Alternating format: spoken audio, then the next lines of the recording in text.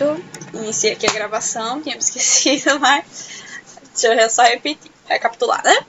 Que a gente vai ver hoje o pré-modernismo, que é essa fase de transição entre o parnasianismo, o simbolismo, e o modernismo em si, tá ok? Então vamos lá. Aqui, né, no começo do slide, a gente já tem o ano de duração, tá bom? Que foi de 1902 a 1922, que para o que seria uma escola literária, tá? Não é. Seria um período muito curto. Tanto que esse também é um dos motivos de ser um período de transição, tá ok? E não ser uma escola literária.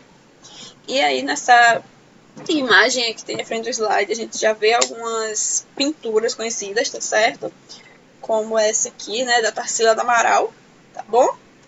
Só pra quem não sabe aí, Tarsila é uma mulher, e aí ela fez esse, se eu não me engano, minha gente, se eu tiver errado aqui, que horror, mas o nome dessa pintura é o Abaporu, ok? E aí, um clássico gigantesco brasileiro do pré-modernismo, certo? E aí, ao decorrer dessa aula aqui, eu vou explicando, né, o marco que se deu e tudo mais. Então, vamos lá. Certo? Aí, algumas informações importantes sobre o pré-modernismo, né? Ele não constitui escola literária, certo? Ele é uma fase de transição e sincretismo, tá bom? Ele não é escola literária como a gente viu as outras. Ele é o período de transição entre duas escolas, bom? Ele denuncia a realidade brasileira, tá bom? Ele serve para funcionalidades dele, digamos assim. Ele tem forte característica regionalista, tá bom? Ele vai gostar de falar como brasileiro, no caso pré-modernismo no Brasil, né, de poetas brasileiros, vai falar do brasileiro, da região, tá certo? Porque ele vai querer mostrar essa realidade. Então, tipo, tem uma realidade diferente entre o Sul e o Nordeste, tá ok?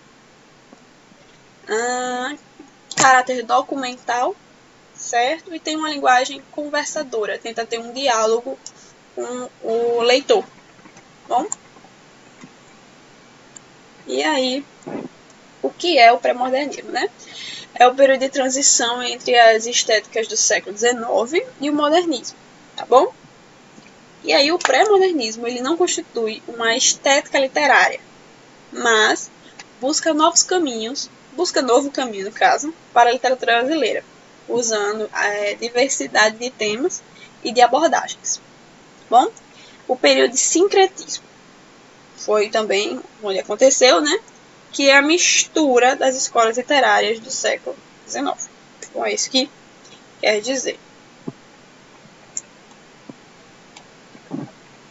E aí, com o que ficar atento, né, com relação ao pré-modernismo?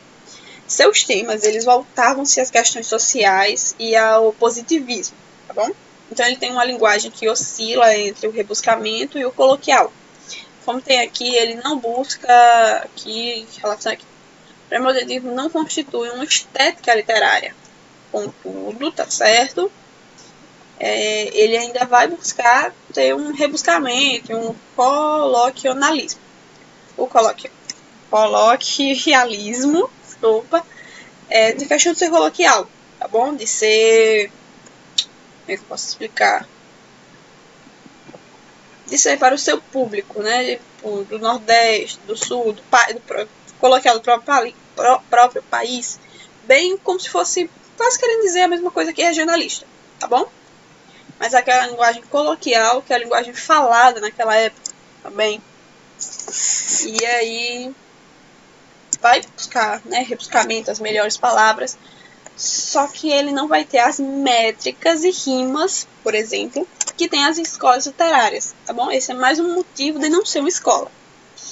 E aí, durante o pré-modernismo, coexistiram tendências conservadoras e renovadoras.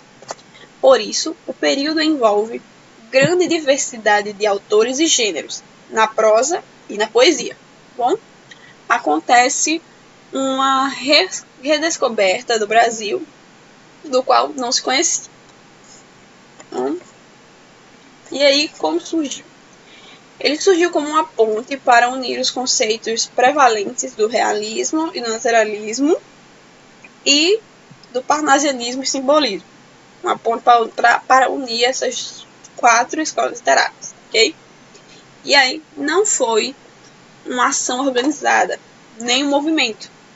E por isso não deve ser encarado como uma fase, certo? Uma fase literária.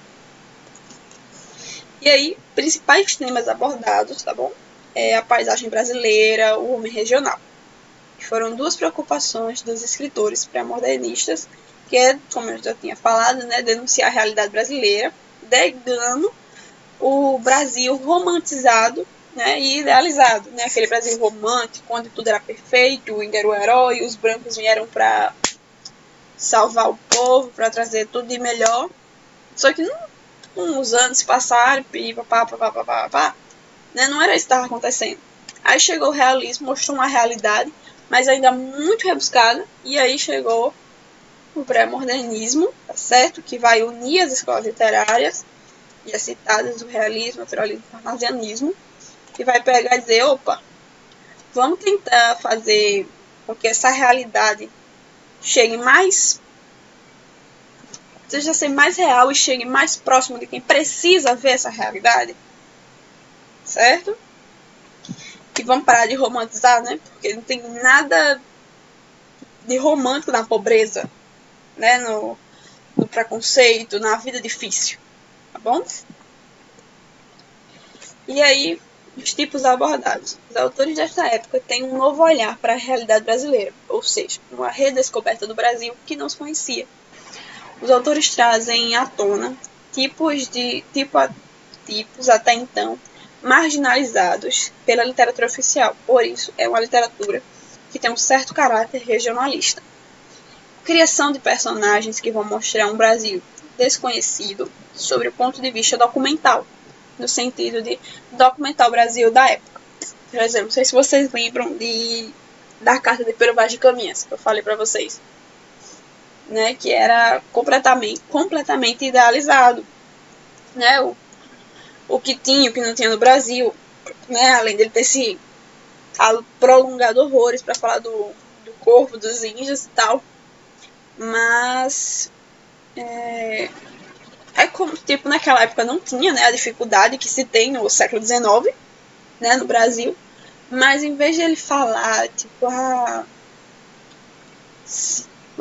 eles têm os seus deuses e tal, eles são pessoas firmes, fiéis, que têm ordem, né, com o pajé, se não me engano, mas não, ele prefere dizer, são uma folha em branco, alguém que não tem regra, não tem lei nenhuma, não tem Deus nenhum, tá certo? E aí, no século XIX, né, com essa redescoberta do Brasil, um Brasil muito miscigenado, muito pobre, muita gente necessitada até hoje, né? E aí precisou fazer essa redescoberta e tirar esses documentos onde o Brasil era só idealizado, perfeito, heróico. Bom? E aí por que esses autores são chamados de pré-modernistas e não de modernistas? Certo? Porque esses autores ainda estão presos à linguagem padrão do século XIX. E a mudança só vai acontecer a partir da Semana de Arte Moderna, que aconteceu em 1922. Bom, a Semana de Arte Moderna é como se fosse a apresentação de seminário, digamos assim, de vários autores, tá certo? Eles apresentaram seu poema, seus escritos, suas pinturas, né, suas artes, né, nessa semana de arte moderna, e assim mostra essa nova linguagem e dá início ao modernismo. E aí os principais autores, a gente tem os Sertões, de Euclides Cunha, tá bom? Que ele retratou a região Nordeste, o tema sobre a miséria do nordestino e a submissão religiosa, tá bom? O típico, né, humano nordestino. Pobre, miserável, que acorda cedo debaixo do sol quente para conseguir o seu ganha-pão, mas está lá sempre com seu santinho, seu crucifixo na mão, pedindo socorro ao seu Deus. E aí os sertões, ele compreende e explica fato social, tá certo? O determinismo, como a justificativa, a divisão de obra, a terra, o homem e a luta, e uma linguagem sofisticada, certo? Então, só voltando, compreender a explicação do fato social, tá? Que é a guerra, certo? Como posso dizer? Explicar o porquê, né, que tem essa vida miserável, determinismo, que ele vai justificar a divisão de obra, né, o porquê que o homem rico faz isso, o homem pobre faz isso, a mulher faz aquilo. A terra, né, o homem, a luta, o que o homem conquista na terra, aquele é o dele, e a linguagem sofisticada. É uma linguagem ainda das escolas literárias passadas, ainda não moderna em si, né? E aí Euclides Cunha, ele foi um escritor e poeta, ensaísta, jornalista, historiador, sociólogo, geógrafo, poeta, engenheiro brasileiro, foi tudo, né, esse homem? E aí ocupa a cadeira 7 na Academia Brasileira de Letras, certo? Ocupou. E aí publicou Os Sertões na campanha de Canudos, em 1902, uma obra regionalista dividida entre partes, certo? A terra, o homem e a luta, onde retrata a vida do sertanejo e a guerra de Canudos, ou do interior da Bahia. Aliás, muito importante vocês estudarem essa guerra pela história. Então, estando, vou beber água.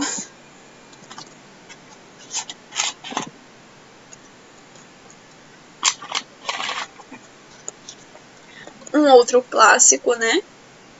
O nosso queridinho Monteiro Lobato, certo? José Bento Monteiro Lobato, que nasceu em 882 no caso, como José Renato Monteiro Lobato, e mudou seu nome mais tarde para poder usar a bengala, deixa eu aceitar, com as iniciais JBML, do pai, certo? Bacharel em Direito e contra a vontade, dizia sempre o que pensava e defendia a verdade. Em Urupés, aparece pela primeira vez a figura de Jeca Tatu, um personagem imortalizado na literatura brasileira. Bom, e aí aqui, Monteiro Lobato, tá certo? Jeca Tatu, o personagem que ele criou. E aí o foco aí, né, como é o nome? Do Urupés, né, de Jeca Tatu, na história a situação de miséria e o abandono das cidades do interior, certo? Aí o Jeca Tatu, ele vai o símbolo do símbolo né, caipira, assim, tradicional, típico caipira, né? E aí vai ser feito com contos, tá certo? Uma estrutura e linguagem tradicionais, tá bom? Então ele é conservador do ponto de vista estético, artigo contra o modernismo e paranoia ou mistificação. Bom, tudo que tem nele. E é um outro autor bem importante, né, dessa transição, é Lima Barreto, certo? Escritor e jornalista. Ele retratou a periferia do Rio de Janeiro, fazendo uma crítica ao preconceito racial, né, no caso, os negros. É a literatura de denúncia social com estilo despojado e coloquial. E a sua principal obra foi o Triste Fim de Policarpo Quaresma, certo? Diferente dos outros autores regionalistas, ele é um autor urbano que vai enfocar no subúrbio carioca. Lembra que até agora, todos os autores que a gente viu, todos se tratavam da miséria, do caipira, do sertão, do nordeste, das pessoas do interior. Já esse aqui vai pegar os personagens urbanos, certo? E aí onde retratava o mulato, o tocador de viola, o jornalista pobre, a mocinha sonhadora, ou seja, traz à tona os tipos marginalizados. Bom, um outro autor também é Graça Aranha. Bom, um dos fundadores da Academia Brasileira de Artes e um dos organizadores da Semana de Arte Moderna. Bom, usou a região do Espírito Santo e o tema foi adaptado para imigrantes europeus, somente os alemães ao Brasil, certo? Então, o seu tema eram os imigrantes. E aí, Graça Aranha, né, que ele é a sua principal obra, que é Canaã. E aí, algumas imagens da chegada dos imigrantes alemães no Brasil, ok?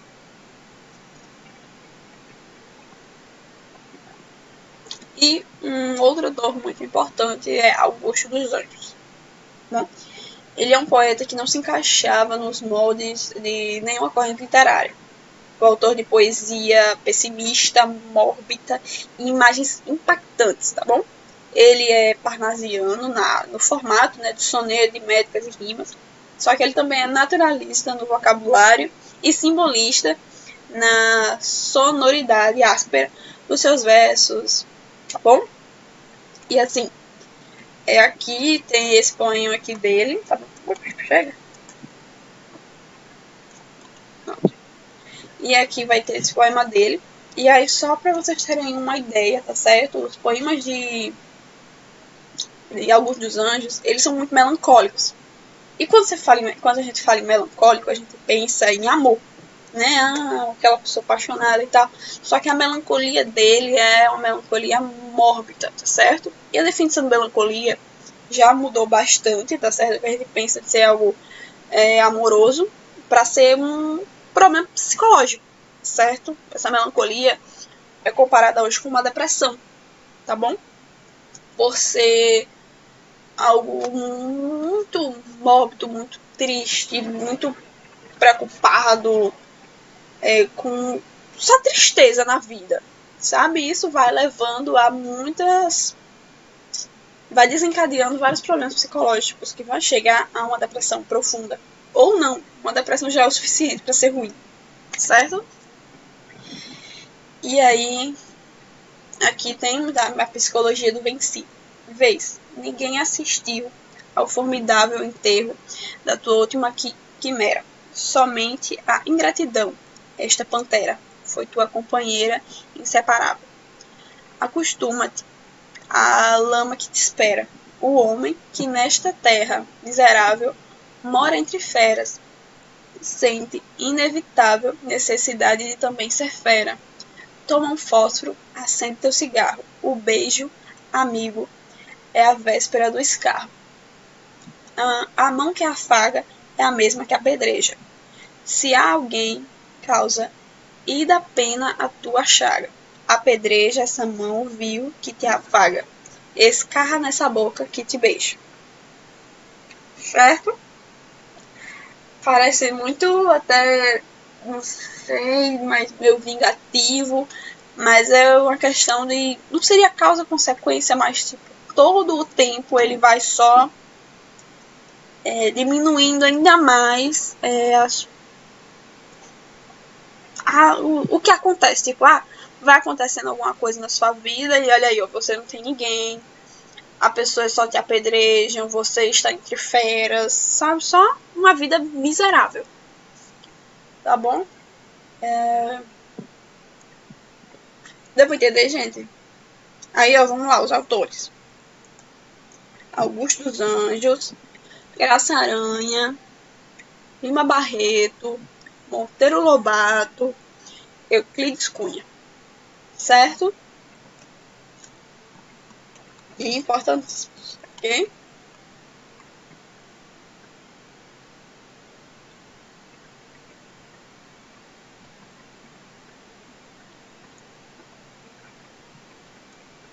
Alguma dúvida? Não? Certo. Deixa eu só mostrar aqui um negócio para vocês.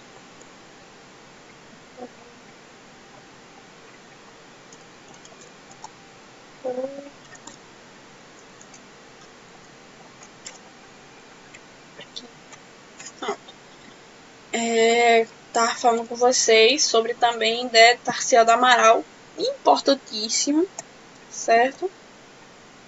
Deixa eu pegar aqui vou apresentar a tela para vocês novamente.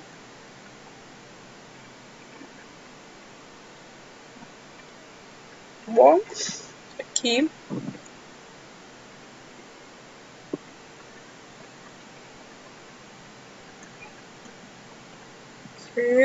Certo? O Abaporu, tá bom? Essa pintura, que vocês já viram, mas aqui, né? Bem melhor de se ver. E aí ela tem um significado, né? Essa cabeça pequena, esse pé enorme, essa desigualdade corporal, digamos assim. Tá certo?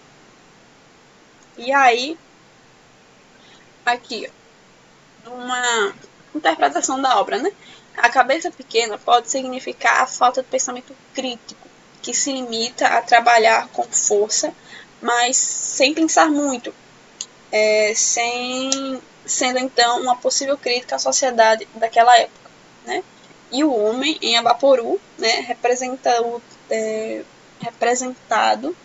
transmite uma certa melancolia, pois o posicionamento da cabeça e a expressão denotam alguma tristeza ou depressão. Além disso, o pé grande também pode revelar uma forte conexão com o ser humano com a terra.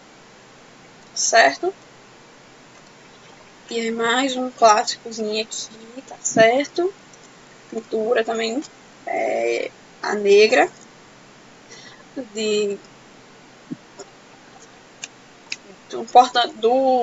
da Semana de Arte Moderna, eu não queria lembrar.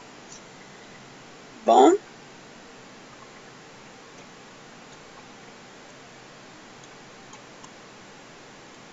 alguns detalhes aqui, né, que focam do Abaporu, que eu até já vou falar, não sei se é o mais comum, né, de se interpretar, que é a questão desse sol escaldando na cabeça, esse cacto gigante, e a questão da cabeça pequena e o pé grande, que é mais um significado tipo o nordestino, miserável, que só trabalha, só tem um trabalho braçal, pouco pensa com a cabeça, tá certo? É sempre o sol escaldante, o cacto mostrando aquela seca, tá certo? Então lembra que era uma das características que eu falei que a maioria dos autores tinha a característica de falar de nordestinos, de pessoal do interior, tá bom? Esse caso aqui ele vai também, certo? Só que na pintura. E são esses pequenos detalhes que a gente tem que pegar e interpretar, certo? Deixa eu ver se tem mais alguma coisa aqui.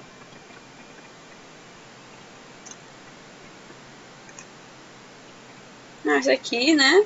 O Romero Brito, uma história e tanto. Vocês já ouviram falar, né? De Tarsila do Amaral e Romero. Foi um relacionamento e tanto conturbado, hein? Mas talvez eu fale pra vocês na próxima aula se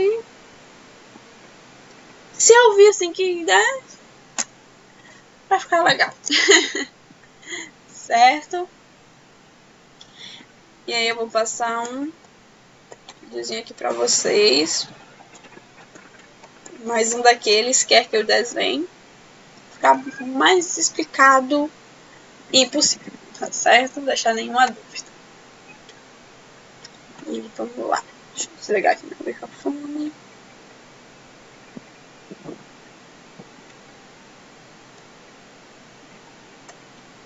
O pré-modernismo surgiu e se desenvolveu de 1902 a 1922, apenas 20 aninhos que mudaram muita coisa na literatura brasileira. Porém, ele não é uma escola literária, mas sim uma fase de transição criada para agrupar autores que escreveram obras que não se filiaram plenamente a outros movimentos da época, completamente diferentões. Por isso, esse momento é marcado por uma mistura entre aspectos tradicionais, o pré da expressão, e inovadores, apontando já para o modernismo.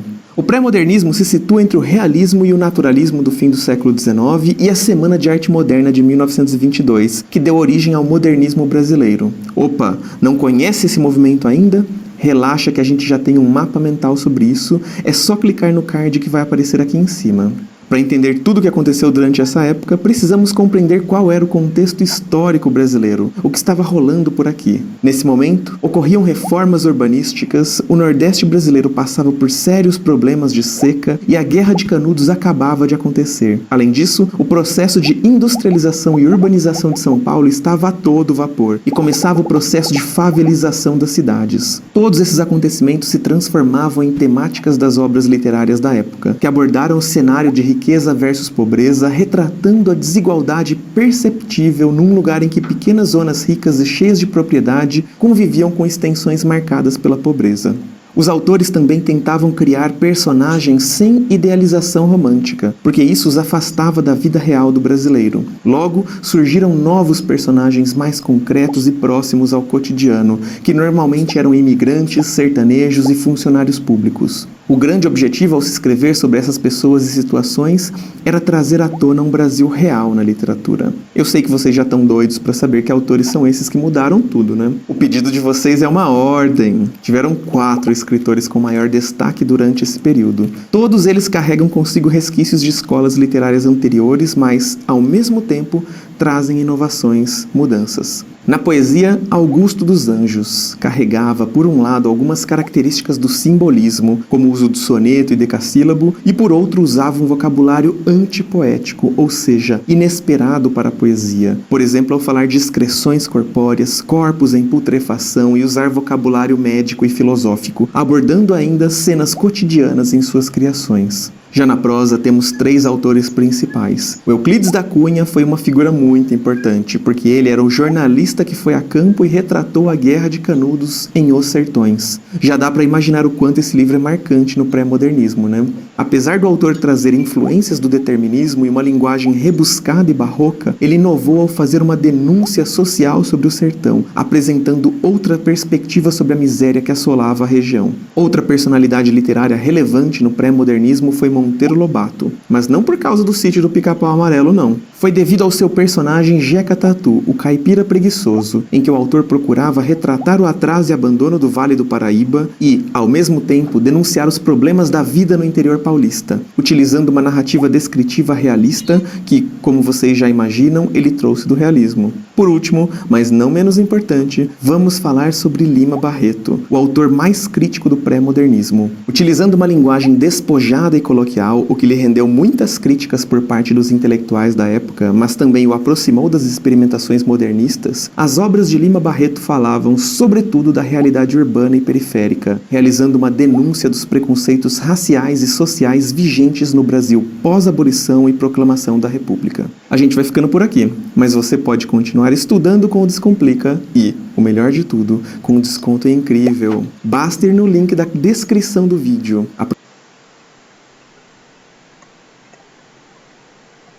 Pronto, o melhor desconto você já tem, que é de R$0. Sim, gente. Ficou uma dúvida agora, ficou mais claro, deu uma ajudada, né? Eu espero. Tá bom? E aí, eu vou passar pra vocês um filme, mais um, tá bom? E aí eu vou deixar aqui até dar 1 hora. E agora eu vou postar o link dele, tipo, eu vou passar aqui pra vocês, tá certo? Eu vou postar o link no grupo, certo? Do Telegram. Bom, e aí assim que acabar a aula aqui, vocês apertam no link e vão lá e terminam de assistir, certo? E aí o filme é exatamente, né, inspirado na obra de Lima Barreto, certo? O Triste Fim, de Policarpo Quaresma, ok? E é isso. Uma dúvida?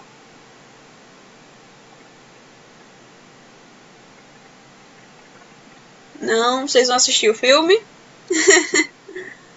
Aqui e depois?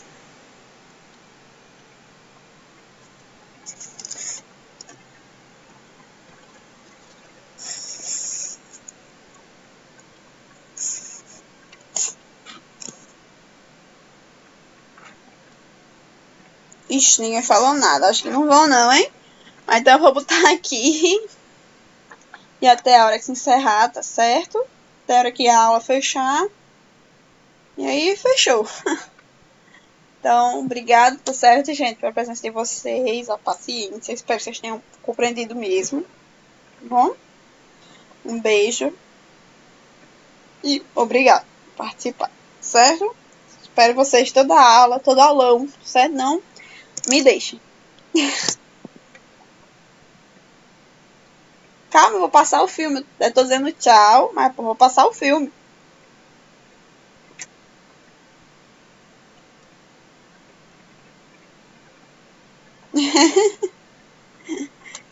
Já estão fugindo. Não, eu não gravei o aulão porque ele não rolou, certo?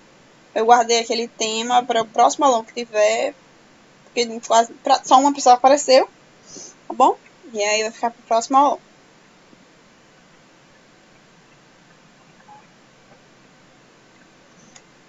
Deixa eu começar aqui.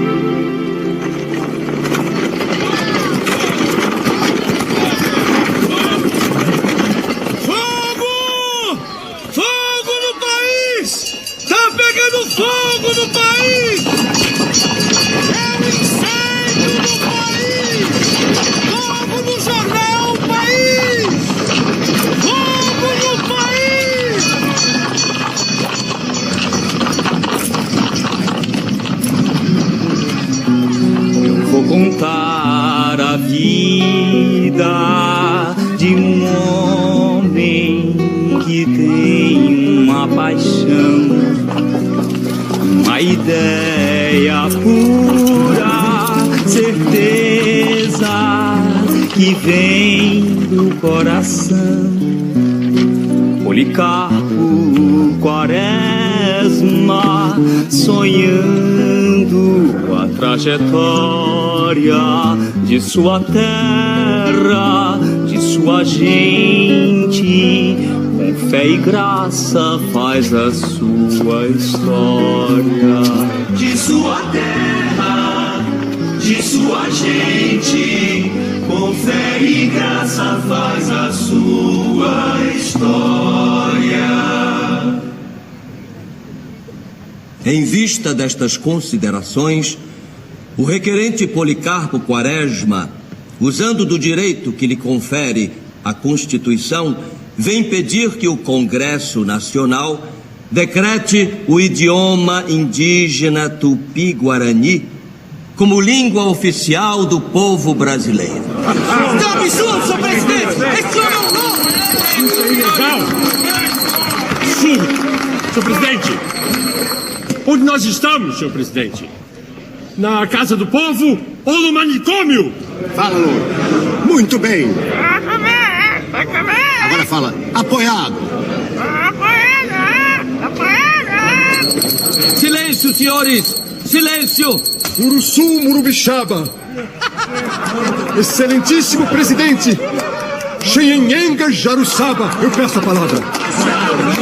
Palavra negada. O senhor não é deputado. Palavra concedida. É um cidadão contribuinte. Afinal, isto aqui não é a casa do povo. Vossa Excelência é um filho da puta! O senhor é um canalha. Eu vou lhe quebrar aqui.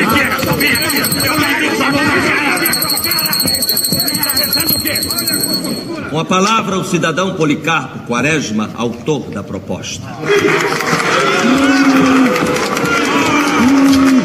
Senhor presidente, nobres deputados, cidadãos brasileiros.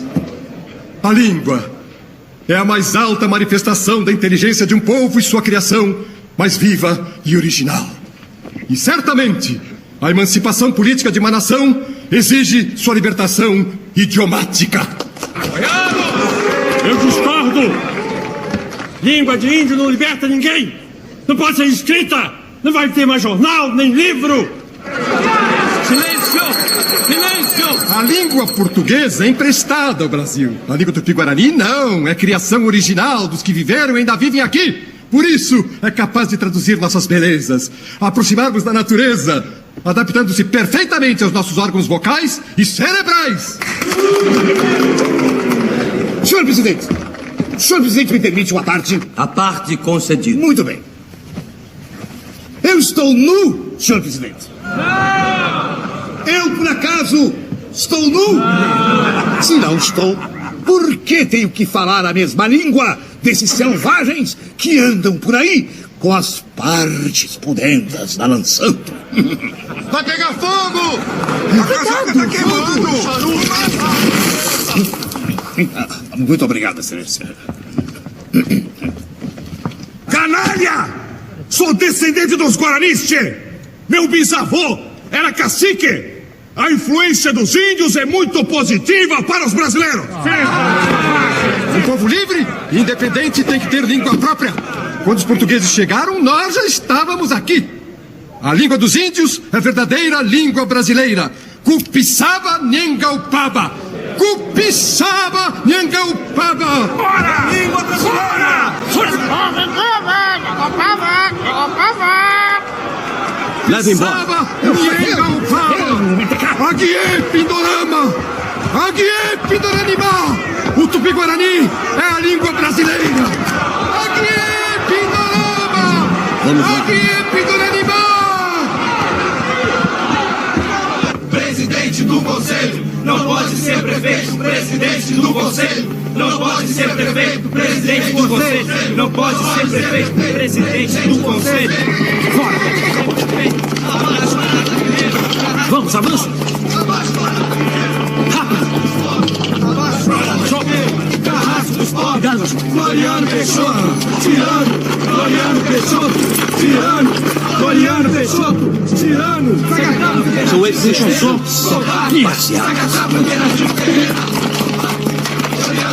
Tropa, avançar!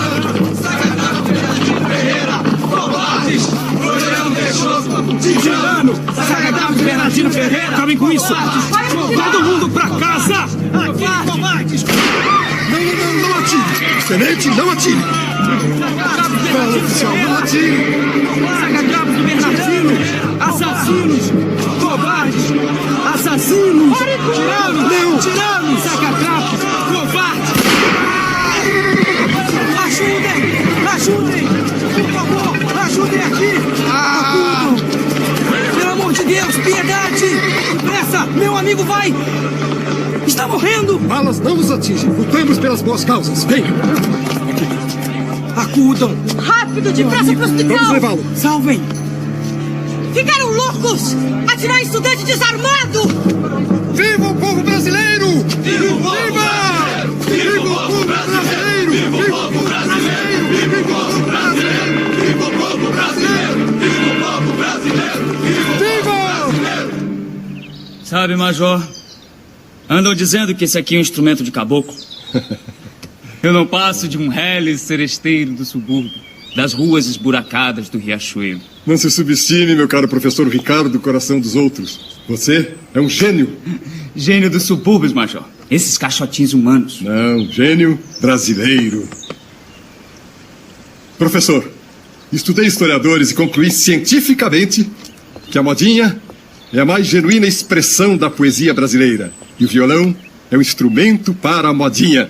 Para provar isso, é que estou introduzindo você na boa sociedade do Rio de Janeiro. E então, já sabe dar o si menor? Ah, sim. Ah.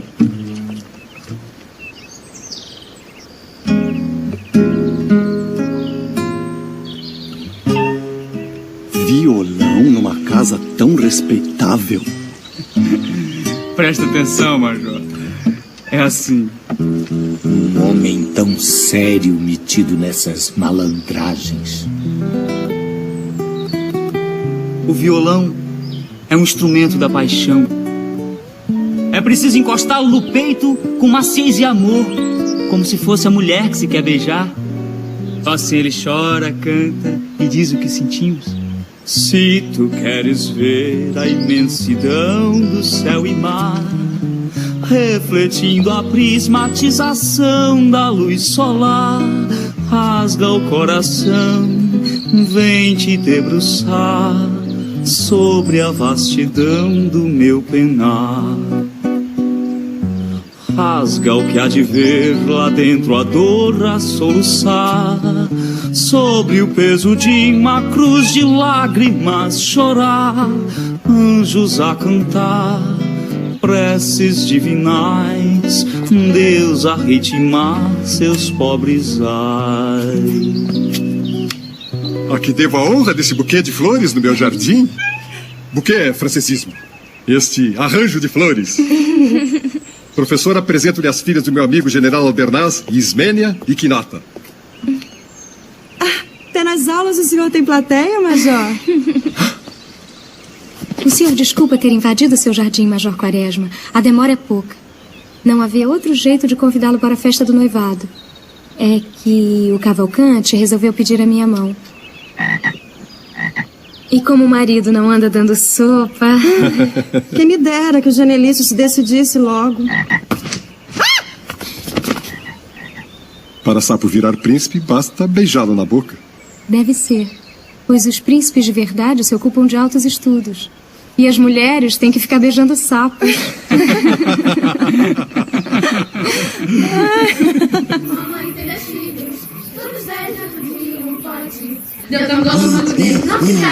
Tangurumango vai pegar! Tangurumango vai pegar! Major Quaresma é um brincalhão. Prestem atenção no buffet. Muito cuidado. O Cavalcante está atrasado.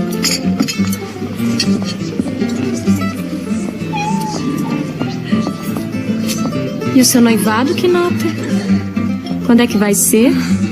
Quando o Genelício conseguir uma colocação no Tribunal de Contas. O ministro prometeu, enfim, uma vaga no tribunal. Ontem eu mandei um queijo de cabra para sua mãe. Hoje mandei flores para sua mulher. E amanhã sai no Liberal um artigo que eu escrevi com citações em francês e latim. Botei o homem nas alturas. Não vai ter como me negar essa nomeação. Você vai muito longe, doutor Genelício. Vai mandar no tesouro. A República foi feita para criar vagas e promoções. Esses bacharéis. Os casacas ainda detestam homens de farda. Longe de nós, paisanos. Respeitamos com louvor o mérito e a honra dos que arriscam a vida nas armas. Mas o país valoriza o regime dos incompetentes com o intuito de rebaixar as classes militares. Temos que viver às claras. A ordem por base, o progresso por fim. Precisamos estar atentos para não perdermos a ajuda de custo. Com 3 filhas para casar, eu tenho que usar todos os pistolões. Tudo para melhorar o soldo. Não exageres da bebida e nos quitutes, Albernaz. Estás estufado como um barril. Ora. Tangurumango vai pegar! Tangurumango! Não ficaram assim, não. Meu Deus do céu, Major Quaresma, Policarpo! Leve para o quarto! Tome prumo, Major! O que houve? Mas vamos tirá-lo daqui! Que lerdeza, gente! Depressa! Abra a janela! O Major desfaleceu! Traga o Monico e água com açúcar! Depressa! Ele é muito pesado. Não esmoreça, avante! Segure firme! Para o quarto! Crianças, saiam do caminho! Crianças! Está desmaiado. Ele abusou, hein? Já ele melhora. É só respirar. Esmênia, sai!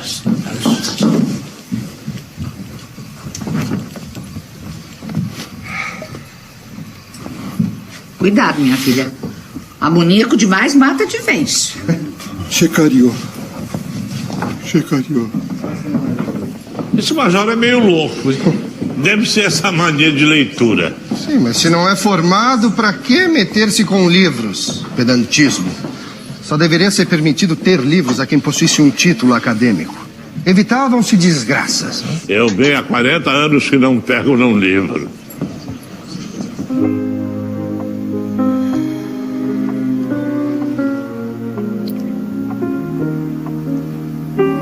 Faça uma sangria.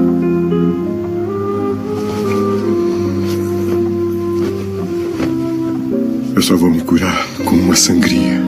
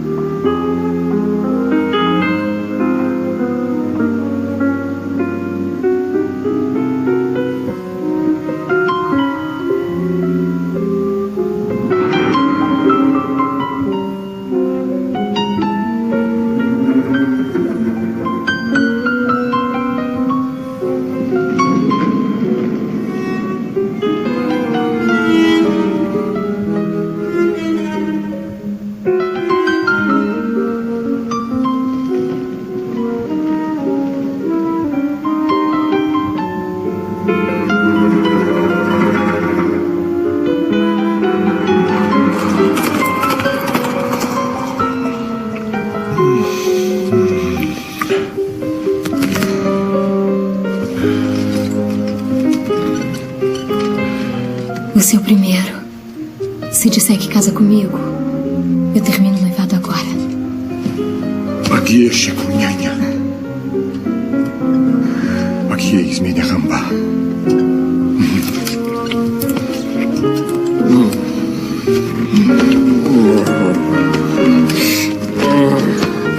Aqui é...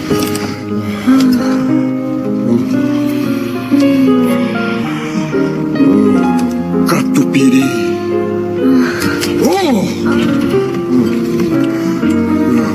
Catupiri.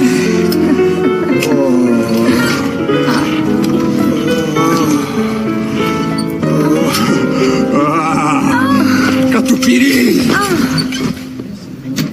Viva o noivo! Viva! Vamos buscar a noiva! Vamos! Mamãe, onde está a Ismênia? No quarto, cuidando do Quaresma. O noivo já